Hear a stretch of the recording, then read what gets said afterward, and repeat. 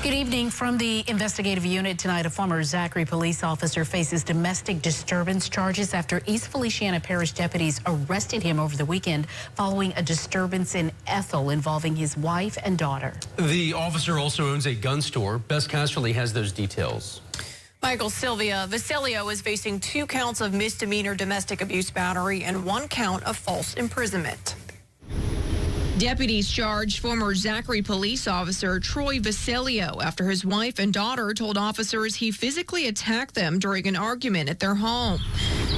Troy Vasilio's wife told deputies he battered her while he was intoxicated. Vasilio had been employed as a reserve officer with Zachary Police since 2019. He also owns the gun range Baker Range.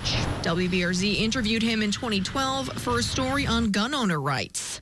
Unfortunately, it's the same thing with the firearm.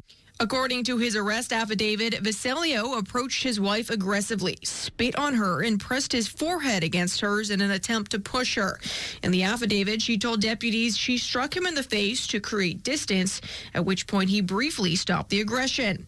But the arrest document shows Vasilio went after his wife again, and when their daughter tried to pull him away, he reportedly threw her to the ground. Arresting documents say that as mother and daughter tried to leave in a car, Vasilio approached an open passenger door and grabbed his wife's hair, trying to pull her out of the vehicle. As the daughter put the vehicle in gear to leave, it moved backward while Vasilio was still holding onto his wife. The affidavit shows that eventually Vasilio let go of the hair and fell to the ground. During his interview, Vasilio said he was the victim, telling deputies his wife threw a cell phone that hit him in the chest and that he was dragged by a vehicle.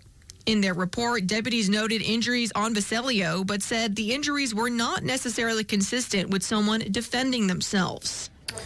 Vasilio's bond was set at $80,000 Monday. While we don't know his bond conditions yet, it's common in domestic violence arrests for a judge to order the defendant to surrender any guns they own. It's not clear how this will work as Vasilio remains a gun shop owner. We were unable to get in contact with him for comment as he was still in jail this afternoon. For the investigative unit, Bess Casterly, WBRZ News 2.